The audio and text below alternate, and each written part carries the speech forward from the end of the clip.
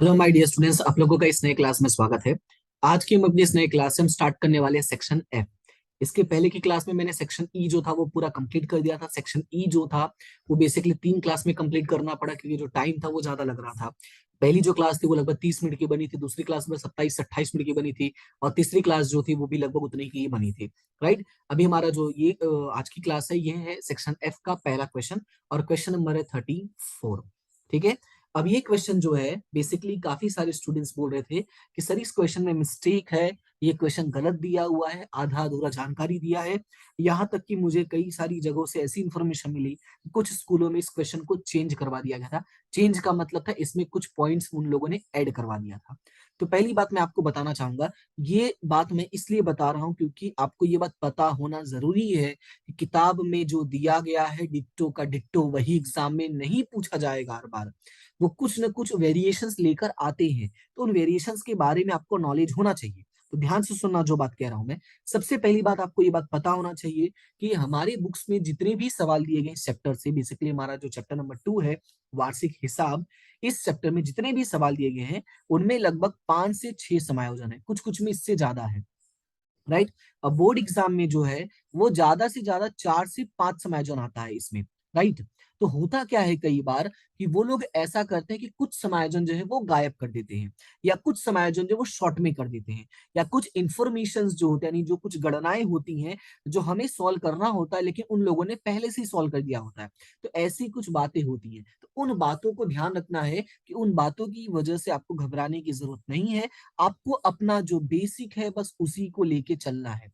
और यही वजह है कि मैं स्टूडेंट्स को बेसिक्स पे फोकस करवाता हूँ, ना कि सवाल को सॉल्यूशन करने के तरीकों पे। सॉल्यूशन तो आप सीख जाओगे, पहले आपको पता होना चाहिए बेसिक। ठीक है। तो ये सवाल मैं सॉल्व करवाने जा रहा हूँ। ध्यान से सुनना, जो भी एंट्रीज में बताऊंगा कि कैसे कैसे सॉल्व करना है, कैसे क्या करना है। चीजों को देखते जाओगे तो आपको समझ में आ जाएगा कि एग्जाम में इस सवाल में कोई मिस्टेक नहीं था और आपने क्या गलतियां की थी या आपको क्यों ऐसा लगने लगा कि सवाल सही नहीं है। सारी बातें क्लियर हो जाएंगी। ठीक है। तो फिलहाल कंटिन्यू करते हैं। सबसे पहले यहाँ पे देखोगे तो लिखा है हर्षा और छाया। ये हमारे बुक का क्वेश्चन नंबर 13 है, पर वहां पे थोड़ा ज्यादा इंफॉर्मेशन दिया था, यहाँ पे थोड़ा कम इंफॉर्मेशन दिया है, तो उससे कोई फर्क नहीं पड़ता, बस सवाल पे हमें फोकस करना है। हर्षा और छाया नाम का कोई साझेदार है, सॉरी नाम की साझेदार है, उनका सवाल दिया गया है। और यहाँ पे 4 समायोजन है। पहला है पूंजी पर 5% ब्याज, यंत्र पर 10% की साई, छाया का मासिक वेतन 500 और बिक्री बही का योग 300 कम गिना है। तो ये 4 समायोजन बहुत ही छोटे छोटे, बहुत ही सिंपल दिया गया है। तो यहाँ पे बस हमें इतना बोला है कि वार्षिक हिसाब तैयार करो। हमें ये नहीं बोला है कि कौन कौन से खाते बनाने हैं। तो आपको पता होना चाहिए कि वार्षिक हिसाब में कितने खाते बनते हैं। तो वार्षिक हिसाब में बेसिकली 5 खाते बनते हैं। आपका हो जाएगा पहला व्यापार, शॉर्ट में लिखता हूं, दूसरा लाभ हानि, तीसरा वितरण, चौथा पूंजी या चालू खाता, और लास्ट में आपका हो जाएगा आर्थिक चिट्ठा। ये आपके 5 खाते होते हैं। तो इस सवाल में कौन से बनेंगे वो हम थोड़ा देख लेते हैं। तो कैसे पता चलेगा सर कि क्या बनाना है? तो यहाँ पे सिर्फ पूंजी और चालू वाले में जो कंफ्यूजन होता है वो देखना होता है। तो अगर पूरे सवाल में ध्यान से देखोगे तो 2 जगह चालू चालू दिख रहा है। हालांकि एक जगह चालू दिखता तो भी समझ में आता, लेकिन दो दो जगह दिख रहा है, इसलिए बात क्लियर हो गया कि चालू खाता तो बनेगा ही बनेगा। राइट। यहाँ पे चालू खाते का ब्याज भी दिया हुआ है, तो इसका मतलब चालू खाता तो हमें बनाना ही पड़ेगा। तो जब हमें चालू खाता बनाना है तो पूंजी खाते को क्या कर देना, इग्नोर कर देना। तो वो 5 खाते कौन से बनेंगे? पहला बनेगा व्यापार खाता, यहाँ पे मैंने बनाया है ऑलरेडी। पहला है आपका व्यापार खाता, दूसरा है आपका लाभ हानि खाता, ये लाइन थोड़ा टेढ़ा हो गया, और तीसरा है आपका लाभ हानि वितरण खाता, चौथा चालू खाता, और आपका पांचवा जो है पक्की तलपट यानी कि आर्थिक चिट्ठा। अब लेकिन अगर थोड़ा सा ध्यान दोगे, देखो खाते फटाफट बना लेना है, पर थोड़ा सा ध्यान दोगे तो यहाँ पे मैंने थोड़ा थियरी लिखा हुआ है। अब ये थियरी क्यों लिख रहा है? क्योंकि देखो एग्जाम में होता क्या है कि जब आपके सारे सवाल सही हो तो वो कहाँ से आपके नंबर कट करे, तो ये होता है आपका नंबर कट करने का तरीका।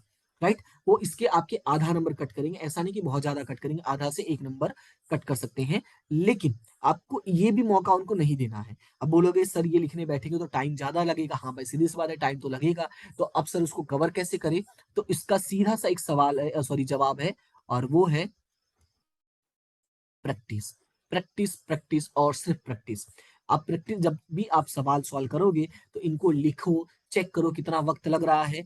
ये सारी चीजें आपको अभी से माइंड पे लेने की जरूरत नहीं है। जब आपका दिसंबर एंड आएगा, अभी तो आपका अक्टूबर एंड आया, यानी एक महीना अभी आपके पास है, एक से सवा एक महीना, सॉरी एक नहीं 2 महीना एक्चुअली। दिसंबर एंड यानी कि नवंबर पूरा और दिसंबर लगभग पूरा ही। तो जब आपका दिसंबर खत्म होगा उसके बाद आप पेपर प्रैक्टिस जब शुरू करोगे, तो पेपर प्रैक्टिस में भी मैं आपकी कुछ हेल्प कर दूंगा, उसका चिंता मत करना। तो पेपर प्रैक्टिस जब करोगे, तो पेपर प्रैक्टिस करते समय आप हमेशा एक घड़ी अपने सामने रखोगे, ध्यान से सुनना। एक घड़ी अपने सामने रखोगे और उसमें देखोगे कितना वक्त लग रहा है, कौन से सवाल में, कौन से चैप्टर के कौन से सवाल में कितना वक्त लग रहा है। और ये सारी चीजें लिखने के साथ, यानी कि ऐसा नहीं है कि सिर्फ सवाल सोल्व करना, ये सारी चीजें लिखने के बाद कितना वक्त लग रहा है। तो धीरे धीरे जब आप प्रैक्टिस करोगे, तो हो सकता है बोर्ड एग्जाम तक आते आते आपकी इतनी अच्छी प्रैक्टिस हो जाए कि इसमें कम वक्त लगे, यानी स्पीड बढ़ जाएगा, राइट। क्योंकि कहीं ना कहीं 2 साल से तुम लोगों ने लिखा नहीं है, प्लस तुम लोगों ने कभी बोर्ड एग्जाम नहीं दिया है, क्योंकि जहां तक इस साल जो 12वीं में बच्चे हैं ज्यादातर मास प्रमोशन के हैं। तो इसी वजह से जब बोर्ड एग्जाम नहीं दिए तो आपको आइडिया नहीं है कि एग्जाम का प्रेशर क्या होता है। तो वो सारी चीजें हमें अभी से सीखना होगा, ठीक है। तो फिलहाल याद रखना है क्या नाम लिखना होता है, हर्षा और छाया की पीढ़ी का जो नाम होता है वो, और उनकी पीढ़ी का तारीख 31/3/12 के रोज। याद रखना है व्यापार खाता, लाभानी खाता, इन सब चीजों में लिखना होता है कि रोज पूरे होने वाले वर्ष का सुधारा हुआ व्यापार खाता। अब सवाल है सर आपने सुधारा हुआ व्यापार खाता कैसे लिखा, आपको इतना पता था क्या? एक्चुअली पता नहीं था। यहाँ पे अगर देखोगे, यहाँ पे ऑलरेडी व्यापार खाता दिया हुआ है। जब व्यापार खाता ऑलरेडी दिया हुआ है तो हम क्या बना देंगे, सुधारा हुआ व्यापार खाता। मतलब कि कुछ ना कुछ ऑलरेडी हो चुका होगा। अब पता कैसे चला कि व्यापार खाते में एंट्री जाएगी भी, तो यहाँ पे बिक्री बही का योग दिया है, इसलिए मुझे पता चला कि व्यापार खाते में एंट्री जाएगी, तो मैंने व्यापार खाता बना दिया सुधारा हुआ। ठीक है, ये बात यहाँ से क्लियर हुआ मुझे। दूसरी बात, यहाँ पे भी सेम वही बात है, हर्षा छाया की पेड़ी का तारीख 31/3/2012 के रोज पूरे होने वाले, वही बात है, रोज पूरे होने वाले वर्ष का लाभानी खाता। यहाँ पे सेम वही बात है, रोज पूरे होने वाले वर्ष का लाभानी वितरण खाता। पूंजी खाता और चालू खाता में टिटिम्मा नहीं है, तो सिंपल सा लिख देना पूंजी खाता और चालू खाता। उसके बाद यहाँ पे कि रोज पूरे होने वाले का नहीं लिखना, सिर्फ लिखना होता है कि रोज का। क्या लिखना होता है याद रखना, ये छोटा सा पॉइंट है लेकिन इंपॉर्टेंट है। यहाँ पे लिखना होता है कि रोज का, बाकी सब में लिखना होता है कि रोज पूरे होने वाले वर्ष का। क्लियर है ये बात? और उसके साथ साथ यहाँ पे उधार जमा का जो चुटिम्मा है वो भी हमें साथ में लेके, सॉरी ये गलत जगह टिक कर दिया, ये ऊपर वाला, ये उधार जमा का। तो ये सब में थोड़ा ध्यान रखना है, इनके भी वो नंबर काट सकते हैं क्योंकि मौका उनको मिलना चाहिए आपके नंबर कट करने का। ठीक है, जो एग्जामिनर होता है वो कोशिश करता है, साल भर तुमने परेशान किया है, अब उसकी बारी है। तो ये थोड़ी थोड़ी चीजें याद रखना है। ठीक है, अब फिलहाल सवाल शुरू करते हैं। सबसे पहला सवाल है कि पूंजी पर 5% ब्याज गिनो। पहला सवाल क्या लगेगा, पूंजी पर 5% ब्याज गिनो। तो अपने पास पूंजी कितना है, तो अपने पास पूंजी है 20,000 और 30,000। तो चलो पूंजी की भी एंट्री कर देते हैं। हमने चालू खाता बनाया तो सर पूंजी के लिए क्या अलग से बनाना पड़ेगा? नहीं, जब चालू खाता बनाया तो पूंजी सीधा आर्थिक चिट्ठी में ट्रांसफर कर दो। तो यहाँ पे देखोगे तो आर्थिक चिट्ठी में सीधा ट्रांसफर कर दिया है। कहाँ गया आर्थिक चिट्ठा, ये रहा पूंजी खाता, और यहाँ पे लिखा 20,000 और 30,000 और सीधा रकम 50,000। ठीक है, अब ब्याज निकाला तो मैं पहले देख लूं, मैंने गणना नहीं किया है, कोई भी गणना मैंने नहीं दिखाया है, बहुत बहुत ही दुष्ट हूं मैं, कभी कभी ऐसा हो जाता है। तो चलो कोई बात नहीं, मैं गणना आपको दिखा देता हूँ। सबसे पहले यहाँ पे बोला है 5%, तो 20,000 का 5% और 30,000 का 5%। ध्यान से सुनना, मैं यहीं पे कहीं पे एडजस्ट कर लेता हूँ ताकि क्या रहे कि सॉल्यूशन में ही पूरा सब कुछ रहे, तो क्या दिक्कत नहीं होगा आप लोगों को। पहला पूंजी पर ब्याज,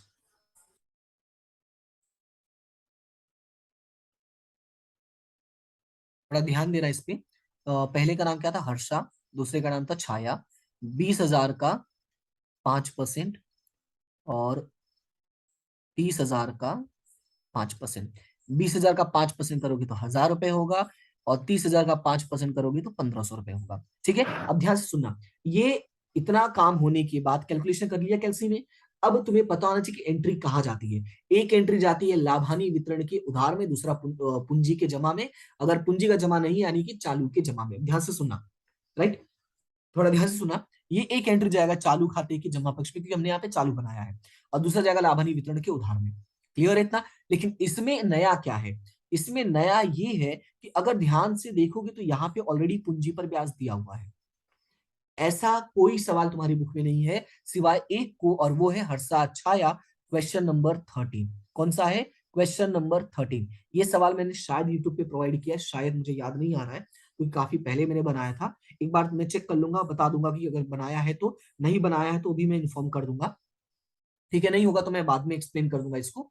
तो पहले ये सुन लो कि यहाँ पे ऑलरेडी दिया हुआ है, कितना दिया हुआ है, 700 और 1,000 रुपए। अब यही कंसेप्ट आपको समझना होगा।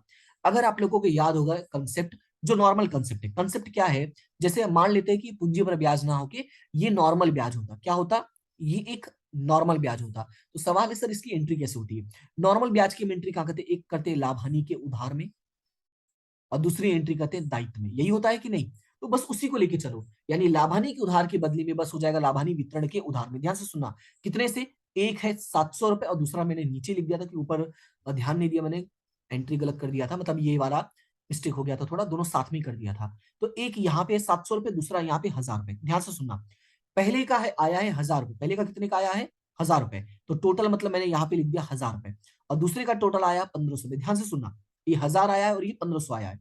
तो अब यहाँ पे हुआ क्या कि 700 रुपए तो मैंने पहले से दे दिया था, तो अब कितना बचा, सिर्फ 300 रुपए, और यहाँ पे 1500 रुपए था जिसमें से 1000 रुपए मैं पहले से दे चुका हूं, तो बचा कितना, 500 रुपए। तो ये है तुम्हारा लाभ हानि वितरण का एंट्री। यही सेम तरीका होता है अगर नॉर्मल दूसरा कोई ब्याज होता तो वो करते, राइट। अब दूसरी एंट्री कहाँ होती है, दायित्व पक्ष में। दूसरी एंट्री कहाँ होती है, दायित्व पक्ष में। दायित्व पक्ष में हम लोग क्या करते हैं कि अगर चुकाना बाकी है तो सिर्फ चुकाना बाकी ही दायित्व में जाता है, ये बात याद होगा आपको। अगर मान लो नॉर्मल ब्याज होता तो सिर्फ हम चुकाना बाकी ही दायित्व में लिखते हैं, तो वही सेम कंसेप्ट है आपका, इसमें भी सिर्फ चुकाना बाकी ही दायित्व में जाएगा। लेकिन यहाँ पे सिचुएशन क्या है कि हम इसकी एंट्री दायित्व में नहीं करेंगे, हम कहाँ पे करेंगे, चालू खाता में, क्योंकि चालू खाता बेसिकली दायित्व का ही भाग है। तो वो कहाँ चला जाएगा, पूंजी पर ब्याज, और यहाँ पे लिख देंगे 300 रुपए और 500 रुपए। कितना लिख देंगे, 300 रुपए और 500 रुपए। तो उम्मीद करता हूं कि कंसेप्ट समझ में आ गया होगा। बेसिक वही रूल इस्तेमाल करना है, ठीक है, इसमें कुछ नया नहीं है। क्लियर है ये पॉइंट। तो इसके बाद हम चलते हैं अगले पॉइंट पे। अगर नहीं समझ में आया तो उसको थोड़ा रिपीट करके वापस सुन लेना, क्योंकि दोबारा मैं एक्सप्लेन करूंगा तो कुछ बच्चों को प्रॉब्लम हो सकती है, मतलब ये लगता है कि वीडियो लेंदी हो गया उसके चक्कर में, तो आप लोग थोड़ा सा रिपीट करके वापस सुन लेना। ओके, चलते हैं फिलहाल अगले पॉइंट पे। अगला पॉइंट है यंत्र पर 10% घिसाई गिनना है। तो यंत्र अपने पास कितने का है वो ढूंढ लेते हैं। तो ये रहा यंत्र और रकम है 40,000 रुपए। तो ये टिक यहां नहीं करता हूं मैं, यहां करता हूं तो थोड़ा ध्यान रहेगा। ठीक है, यंत्र कितने का, 40,000 का है, और कितना परसेंट बोला है घिसाई, 10%। तो चलते हैं यंत्र कहाँ लिखते हैं, संपत्ति पक्ष में। तो चलते हैं, ये रहा संपत्ति पक्ष, वहां पे लिखेंगे 40,000 रुपए, लिखेंगे माइनस घिसाई 10%। तो 40,000 का 10% हो जाएगा 4,000 रुपए, बचेगा कितना, 36,000 रुपए। और घिसाई की दूसरी एंट्री का होता है लाभ हानि के उधार पक्ष में। तो चलते हैं लाभ हानि के उधार पक्ष में लिख देंगे। तो यहाँ पे लिखो, लिखा है मैंने यंत्र पर घिसाई 4,000 रुपए, ये एंट्री कंप्लीट। फिर अगला पॉइंट है, अगला पॉइंट क्या लिखा, सॉरी माया नहीं, छाया का मासिक वेतन कितना है, 500 रुपए। अब ध्यान से सुनना, छाया का मासिक वेतन साल भर में कितने महीने होते हैं, 12। तो 500 गुणे 12 कर दो पहले तो ये कितना हो जाएगा, 6,000 रुपए हो जाएगा। यानी हमें टोटल वेतन कितना देना है, 6,000 रुपए देना है। तो सवाल में चेक कर लो कोई छाया माया है। तो यहाँ पे क्वेश्चन में हमें छाया का वेतन दिया हुआ है, लेकिन अगर ध्यान से देखोगे छाया का वेतन के सामने, तो यहाँ पे दिया हुआ है 5,500 रुपए। लेकिन जो मैंने आपको कैलकुलेशन बताया उस हिसाब से तो टोटल कितना हो रहा है, 6,000 हो रहा है। पर यहाँ पे तो कितना दिया है, 5,500 रुपए दिया है। इसका मतलब क्या हुआ, इसका मतलब ये हुआ कि कुछ पैसे चुकाना बाकी है। तो कितना चुकाना बाकी है, तो वो अगर ध्यान से देखोगे तो 6,000 में से 5,500 माइनस करोगे, तो इसका मतलब 500 रुपए जो है वो चुकाना क्या है, बाकी है। तो जब अगर 500 रुपए चुकाना बाकी है तो उसका जो कैलकुलेशन होगा वो देखो यहाँ पे कैसे हो जाएगा। सबसे पहले छाया का जो वेतन है वो कौन है, छाया साझेदार है। तो साझेदार होने की वजह से उसकी एंट्री कहाँ हो जाएगी, लाभानी वितरण के उधार में। पहली एंट्री जो होगी वो लाभानी वितरण के उधार में होगी। तो यहाँ पे मैं ब्रैकेट में लिख देता हूं ताकि ध्यान रहे आपको, 500 गुणे 12। तो इस हिसाब से टोटल वेतन होना चाहिए 6,000 रुपए। तो यही जो 6,000 रुपए मैंने यहाँ पे लिखा है।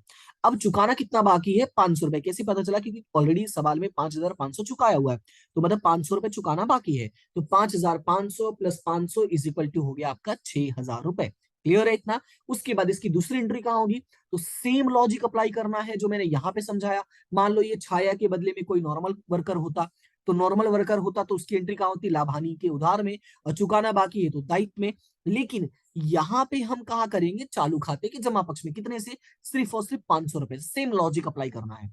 तो सेम लॉजिक अप्लाई करोगे तो यहाँ पे देखो मैंने लिखा हुआ है वेतन, और छाया के कॉलम में 500 रुपए। उम्मीद करता हूं कि ये बात आपको क्लियरली समझ में आ रहा होगा, और इसका आप इस्तेमाल करके सवाल को एक बार फिर से सॉल्व करना। और कौन सा सवाल सॉल्व करोगे, क्वेश्चन नंबर 13 बुक का सॉल्व करना, ठीक है, ताकि वहां पे जो कंसेप्ट है वो ज्यादा क्लियर होगा। यहाँ पे एक ही सवाल में एक ही 2 पॉइंट में है, वहां पे लगभग 3 पॉइंट है, आपको 3 से 4 पॉइंट है, तो थोड़ा सीखने को ज्यादा मिलेगा। ठीक है, तो फिलहाल चलते हैं अभी आगे, यहाँ पे आगे चलना है। अगला है बिक्री बही का योग 300 कम गिना है। ध्यान से सुनना, बिक्री बही का योग 300 रुपए कम गिना है। तो सबसे पहले आपको पता होना चाहिए बिक्री हम कहाँ लिखते हैं। तो बिक्री हम लिखते हैं व्यापार के जमा में। तो अगर कम गिना है तो व्यापार के जमा में कम लिखा होगा, तो इसलिए ये कहाँ चला जाएगा, व्यापार के जमा में चला जाएगा। तो हम यहाँ पे चलते हैं और देखोगे तो यहाँ पे मैंने लिखा है बिक्री बही का योग कम गिना कितने रुपए से, 300 रुपए से। राइट, ये क्लियर हुआ। तो ये एंट्री यहां से आ गई है 300 रुपए। उसके बाद अगला पॉइंट है, तो समायोजन हमारा खत्म हो गया। जैसे ही समायोजन खत्म होता है वही काम करना, डब्बे से कॉपी पेस्ट करना शुरू कर दो। तो सबसे पहला पॉइंट दिया हुआ है आहरण। आहरण में हर्षा और छाया दिया है। देखो यहाँ पे तारीख दिया है, लेकिन हमें ब्याज के बारे में कोई जानकारी नहीं है। ध्यान से सुनना इस बात को, ब्याज की गणना के बारे में कोई जानकारी नहीं, इसलिए हम इसको इग्नोर करेंगे। अब देखो दूसरे कुछ लोग हैं, इसको पे सवाल उठा सकते हैं, मैं भी उठा सकता हूँ, ऐसा नहीं, नॉर्मल बात है कि अगर यहाँ पे रकम ये तारीख दिया हुआ है, तो हमने ये सीखा है अकाउंट में कि तारीख वारीख देने का मतलब है पक्का कुछ न कुछ गुप्त समायोजन होता है। इसको हम बोलते हैं छुपा हुआ समायोजन, गर्भित समायोजन, गुप्त समायोजन, और इंग्लिश में बोलते हैं हिडन एडजस्टमेंट। लेकिन सवाल में समायोजन में जब कुछ दिया ही नहीं है और यहाँ पे तारीख के अलावा कुछ डिटेल में नहीं दिया है, तो क्यों हम गधा मजदूरी करें। सिंपल सी मेरी बात है, क्यों हम गधा मजदूरी करें, हम इसी को लेके आगे बढ़ते हैं।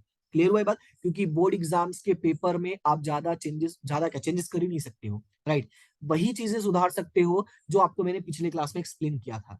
राइट, मैंने वहां पे बताया था कि कई बार टोटल में थोड़ी मिस्टेक्स होती हैं, कोई रकम नहीं लिखा होता है तो वो गुजराती वाले पेपर में से कवर होगा, वहां पे देखोगे तो पता चल जाएगा। पर इतना थोड़ी होगा कि पूरा समायोजन ही गायब हो जाए। ठीक है, इसलिए इस पे ध्यान देना थोड़ा, और इसको जैसा है वैसे ही करना। आहरण कहाँ चला जाएगा, चालू खाते के उधार में। तो यहाँ पे देखोगे तो चालू खाते के उधार में मैंने एंट्री किया हुआ है। ये देखो, चालू खाते के उधार में आहरण रकम 5,000 और 10,000 रुपए। उसके बाद अगला पॉइंट है चालू खाता हर्षा। तो ये उधार से तो इसके भी एंट्री कहाँ जाएगी, उधार पक्ष में जाएगी, रकम कितने, 6,000 रुपए। तो यहाँ पे चलते हैं, ये रहा चालू खाता और रकम 6,000 रुपए। उसके बाद अगला पॉइंट है पूंजी पर ब्याज। तो ये हो चुका है, तो इस पे मैं डन कर देता हूँ। यहाँ पे डन नहीं, ये इस साइड में डन करता हूँ। ठीक है, यहाँ पे हो गया यंत्र, ये भी हो चुका है। अगला है लोन पर ब्याज। अब देखो ये फिर से एक पॉइंट आ गया, लोन पर ब्याज। लेकिन सवाल में यहाँ पे कहीं लोन दिया ही नहीं है। अगर सवाल में देखोगे तो देखो पूंजी खाता, चालू खाता, आहरण पर ब्याज, भाड़ा, लेनदार, बैंक से चालू खाता और उचित खाता, लोन कहीं दिया ही नहीं है। यानी इन लोगों ने लोन वाला पॉइंट भी गायब कर दिया है। तो अब हम इसके लिए झगड़ा थोड़ी करेंगे, अब पूरा सवाल चेंज करना पड़ेगा या तो चुपचाप शांति से जो दिया वही कर दो। क्या दिया, लोन का ब्याज दिया है, कोई साझेदार का नाम नहीं दिया, तो लोन का ब्याज नॉर्मली कहाँ लिखते हैं, लाभानी के उधार में लिखते हैं। तो चल के लाभानी के उधार में लिख दो। क्योंकि देखो सवाल चेंज करवाना है तो पूरा चेंज करवाना होगा, सिर्फ एक पॉइंट नहीं। इससे बेटर है हम जो जैसा दिया उसी को लेके आगे बढ़ते। तो यहाँ पे लोन का ब्याज आ जाएगा। क्लियर है, उम्मीद करता हूँ कि जो मैं बातें बोल रहा हूँ आपको लॉजिकली दिमाग में घुस रही होंगी। नहीं घुस रही तो एक बार रिपीट करके सुनोगे तो थोड़ा समझ में आएगा। बार बार रिपीट करो, क्योंकि देखो अब वहां पे मैंने क्लियर बात बता रहा हूँ कि जो चीजें नहीं दिया है हम उस पर फोकस नहीं करते, जो दिया उसी को लेकर आगे बढ़ते हैं। ठीक है, तो यहाँ पे हो जाएगा लोन पर ब्याज। और जो गलतियां होती हैं वो गलतियां कैसी होती है वो भी मैंने लॉजिकली आपको समझा दिया है। हम पूरा का पूरा सवाल नहीं चेंज कर सकते हैं। ठीक है, फिर चलते हैं अगले पॉइंट पे। अगला है वेतन। तो ये नॉर्मल वेतन है, तो वेतन कहा जाएगा लाभानी के उधार में। तो ये रहा लाभानी के उधार में वेतन। उसके बाद अगला पॉइंट है देनदार। देनदार कहा जाता है आर्थिक चिट्ठी में। तो आर्थिक चिट्ठी में चलते हैं और देनदार को हम लिख देते हैं। तो यहाँ पे चलोगे तो आर्थिक चिट्ठी में देनदार देनदार देनदार, ये देखो अगला पॉइंट आ गया देनदार। ध्यान से देखोगे तो एंट्री वैसे ही हो रही है जैसे मैं समझा रहा हूँ। जैसे पहले यंत्र समझा था, उसके बाद अगला देनदार, तो देनदार आ गया। उसके बाद अगला पॉइंट क्या है, मिलना शेष किराया। तो मिलना शेष मतलब हमारे लिए संपत्ति, मिलना बाकी, तो ये कहाँ चला जाएगा, ये आ जाएगा आपका संपत्ति पक्ष में। देखो ये आ गया ना। उसके बाद अगला पॉइंट है डूबत ऋण। तो डूबत ऋण हम कहाँ लिखते हैं, डूबत ऋण नॉर्मली लिखते हैं हम लाभानी के उधार में। तो यहाँ पे देखोगे लाभानी के उधार में, सॉरी यहाँ पे नहीं इसमें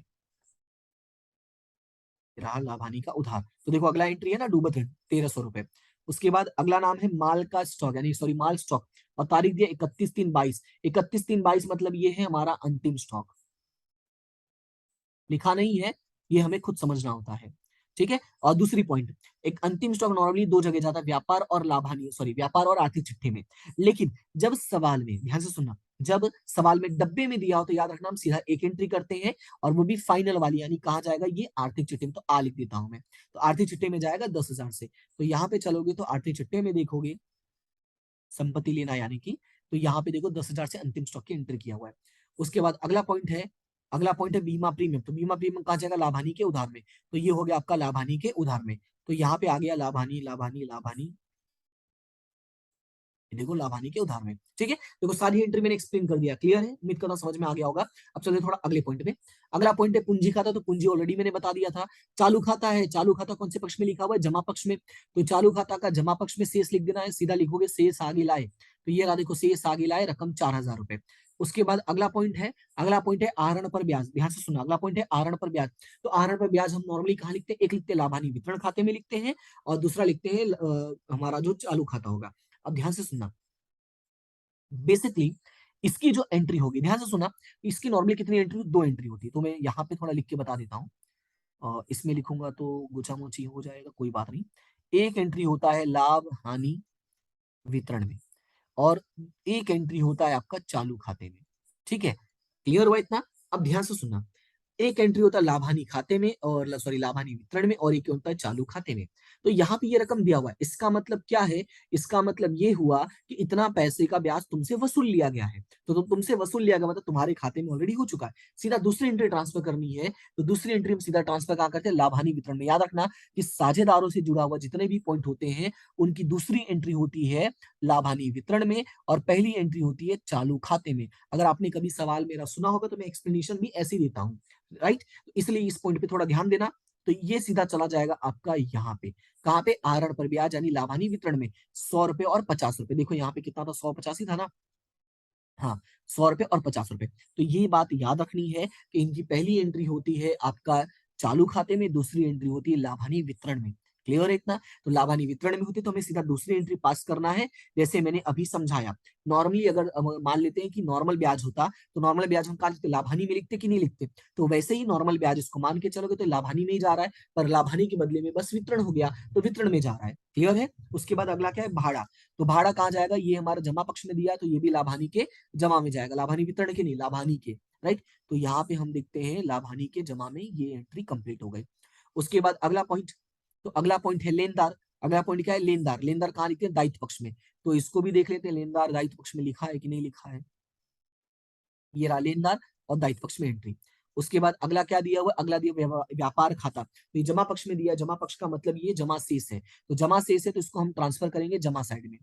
तो जमा साइड में ट्रांसफर करोगे तो ये रहा आपका व्यापार खाता, और व्यापार खाता के जमा पक्ष में, सॉरी ये नहीं है, ऊपर है, व्यापार खाता के जमा पक्ष में लिखा हुआ है 24,700 रुपए। क्लियर है। ब्रैकेट में लिखा है सकल लाभ, और सॉरी सकल लाभ, और ब्रैकेट में लिखा हुआ है व्यापार खाता। ओके। फिर अगला पॉइंट है बैंक शेष। अब देखो ये कौन सी साइड लिखा है, जमा साइड लिखा है, और यहाँ पे लिखा है बैंक शेष। तो याद रखना कि जब बैंक शेष हो और रकम जमा साइड में हो, तो एक्चुअली में ये है हमारा बैंक ओवरड्राफ्ट। ये बैंक शेष लिख के थोड़ा सा कंफ्यूजन क्रिएट कर रहा है, तो इसलिए इस बात को याद रखना, जमा साइड में दिया गया हो तो एक्चुअली में ये बैंक ओवरड्राफ्ट होता है। तो बैंक ओवरड्राफ्ट हम कहाँ लिखते हैं, दायित्व पक्ष में लिखते हैं। तो चलते हैं देख लेते हैं दायित्व पक्ष में कहाँ जाएगा, ये रहा दायित्व पक्ष में। तो बैंक ओवरड्राफ्ट हमारा कंप्लीट। उसके बाद अगला पॉइंट है चालू खाते का ब्याज हर्षा। चालू खाते का ब्याज कौन सा साइड लिखा है, जमा साइड में लिखा है। तो सेम वही करना, लाभानी वितरण के जमा साइड में कर देना, ज्यादा सोचने की जरूरत नहीं, सेम लॉजिक अप्लाई करना है जो मैंने लाभानी वितरण में एक्सप्लेन किया, ठीक है। तो वही लॉजिक अप्लाई करने के साथ, मतलब मैं वापस बता देता हूँ ताकि कंफ्यूजन ना हो। लॉजिक ये है कि एंट्री दो होती, एक चालू खाते में और एक लाभानी वितरण में, ठीक है। तो चालू खाते में ऑलरेडी हो चुका है और हमें एंट्री करनी सीधा, हमें लाभानी वितरण में, क्योंकि पहली एंट्री साझेदार से जुड़ी हुई जो होती है वो पूंजी खाते या चालू खाते में होता है, और जो दूसरी एंट्री होता है वो हमारा होता है लाभानी वितरण में। क्लियर है इतना, इस बात को याद रखना। ओके, चलते हैं अभी फिलहाल अगले पॉइंट पे। अगला पॉइंट क्या है हमारा, उचित खाता। तो उचित खाता कौन से शेष में दिया, सॉरी कौन से साइड में दिया है, जमा शेष में दिया है। एक बात याद रखना कि उचित का मतलब होता है जब कुछ गड़बड़ हो तब लिखना होता है। तो बेसिकली इसकी अभी एंट्री करने की जरूरत नहीं है, अगर गड़बड़ हुआ तो हम संभाल लेंगे, राइट। दूसरी बात, या तो दूसरी तरीके से दिखाना, ज्यादा स्मार्ट बनना हो तो ज्यादा स्मार्ट बनना, तो गलती कैसे सुधारोगे, देखो यहाँ पे लिखा ना, बिक्री बही का योग 300 रुपए कम गिना है, और यहाँ पे 300 रुपए मिल गया, तो 300 क्या हो गया, बराबर हो गया कि नहीं हो गया। तो ये भी तुम दिखा के अपने आप को थोड़ा ज्यादा स्मार्ट दिखा सकते हो। सवाल सर ये दिखाओगे कैसे, तो मैं दिखा देता हूँ कैसे दिखाना होता है। मैंने दिखाया नहीं लेकिन मैं आपको दिखा दे रहा हूँ बता के। तो ये हमारा जो आर्थिक चिट्ठा है, बेसिकली देखोगे तो जमा साइड में दिया हुआ है ना। तो जमा साइड का मतलब होगा, सर कैसे पता चला कि आर्थिक चिट्ठे में आएगा, तो बेसिकली गड़बड़ होगा कहाँ, होगा गड़बड़ यहाँ पे, क्योंकि बाकी में तो शेष निकालना होता है, शेष निकाल के ट्रांसफर करना होता है, इसी में जो टोटल मैच होना चाहिए। तो अगर इसका टोटल मैच नहीं हुआ तभी तो उचित लिखा होगा ना। तो अब वो जमा साइड दिया है तो आपको पता होना चाहिए, जो बेसिक नॉलेज है वो ये है कि जो पूंजी दायित्व होता है बेसिकली ये ज्यादातर जमा शेष को दर्शाता है, और संपत्ति लेना है जो बेसिकली उधार शेष को दर्शाता है। तो जमा शेष दिया हुआ है तो उसको हम यहाँ पे लिखेंगे, हम यहाँ लिखेंगे उचित खाता, रकम 300 रुपए, और यहाँ लिखेंगे माइनस बिक्री बही का योग। मिल गया ना, इसलिए लिख देंगे बिक्री बही का योग। ये राइटिंग थोड़ा खराब हो गया है, इसको मैं लिख रहा हूं तो ढंग से ही लिखू ना। बिक्री बही का योग कितना, 300 रुपए। तो 300 कितना हो गया, जीरो हो गया कि नहीं हो गया, खत्म एंट्री, राइट। अगर ज्यादा स्मार्ट बनना है तो दिखा सकते हो, कोई दिक्कत नहीं है।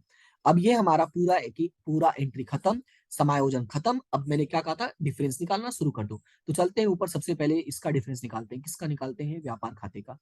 तो व्यापार खाता ये रहा। तो व्यापार खाता में दो एंट्री हुआ, इधर 24,700, 300 रुपए। तो टोटल कितना होगा इसका, आपका 25,000 रुपए का डिफरेंस भी कितना आएगा, 25,000 रुपए आएगा। और इसका नाम क्या लिखेंगे, सुधारा हुआ लाभ, और ब्रैकेट में लिखेंगे लाभ हानि खाते ले गए। ये सारी चीजें आदत डालोगे ना तो बोर्ड एग्जाम में थोड़ी हेल्प हो जाएगी। नहीं भी लिखते हो तो टाइम तो बचा ना, लेकिन हेल्प लिखने की आदत की वजह से तुम्हें आदत पड़ गई है, तो होगा क्या कि तुम टाइम को मैनेज करना सीख गए, तो कुछ चीजें गायब भी हो जाएंगी तो टाइम बचेगा उल्टा। तो ये नेगेटिव नहीं, ये पॉजिटिव में लेना, ठीक है। तो यहां से फिर यहाँ पे ट्रांसफर किया, 25,000 रुपए, ब्रैकेट में क्या लिखेंगे, मतलब यहाँ लिखेंगे क्या विवरण में, सुधारा हुआ लाभ, और लिखेंगे व्यापार खाते से लाए।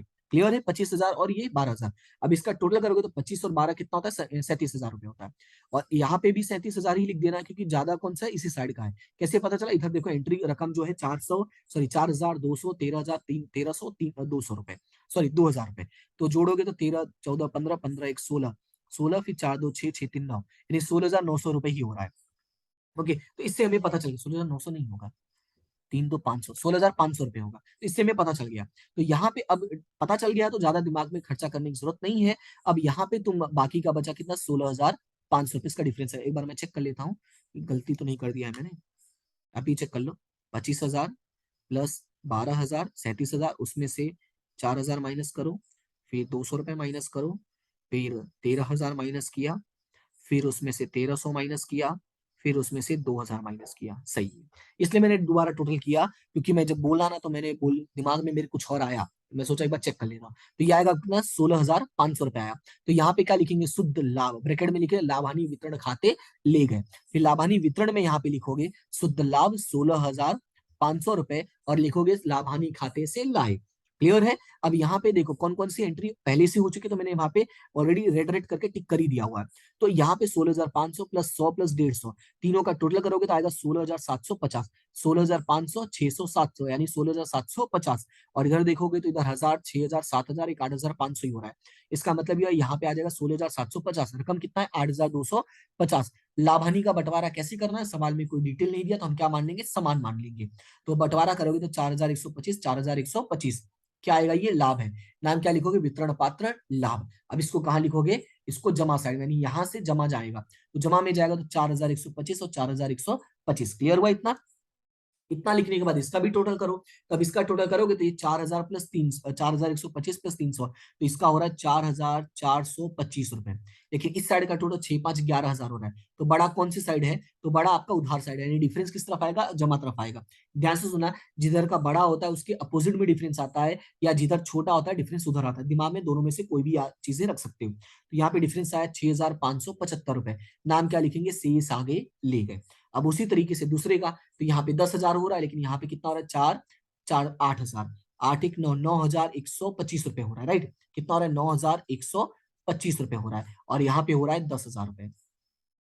तो डिफरेंस कौन सी तरफ आएगा, इस तरफ आएगा। तो यहाँ पे दिया 875 रुपए, शेष आगे लिखे। अब मैंने कैसे बताया था, मैंने कहा था कि इसके नीचे सीधा सीधा कॉपी करना होता है, और इसके नीचे सीधा सीधा कॉपी करना होता है, ठीक है। तो ये बातें आपको याद रखनी है। तो शेष आगे लेके इस साइड है, तो इसके नीचे क्या आता है, इसके नीचे आएगा संपत्ति। तो यहाँ पे लिखा है हर्षा छाया, हर्षा छाया 6,575 और 875। टोटल करोगे तो आएगा 7,450 रुपए। और इसका टोटल करोगे, अब दोनों साइड का सारी एंट्री हो चुकी है, सिर्फ हमें टोटल करना है। इसका टोटल करोगे तो आएगा 70,450 रुपए। इसका टोटल करोगे आ जाएगा 70,450 रुपए। क्लियर हुआ इतना। तो इस तरह से हमारा जो बैलेंस है वो क्या हो गया, मैच हो गया। आठवीं चिट्ठा जो है वो मैच हो गया। देखा, सवाल में कोई भी चेंजेस किए बिना मैंने पूरा सवाल एक्सप्लेन किया और उम्मीद करता हूँ कि आपको समझ में आ गया होगा। यानी कि जैसा सवाल दिया है वैसे ही सॉल्व करने की आदत डालो।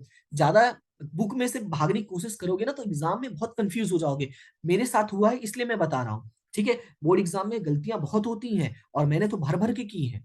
तो मैं गलतियों से सीखा हूँ तो मैं नहीं चाहता कि तुम वही गलती रिपीट करो। ये तुम्हारे पास इतना वक़्त नहीं, मेरे पास वक़्त भी नहीं था, मेरे पास भी नहीं था तो मैं पछता रहा हूँ ना उस चीज़ को लेके। तो गलतियों से सीखने की आदत डालो। हमेशा खुद गलती करके सीखो ऐसा ज़रूरी नहीं है, ठीक है?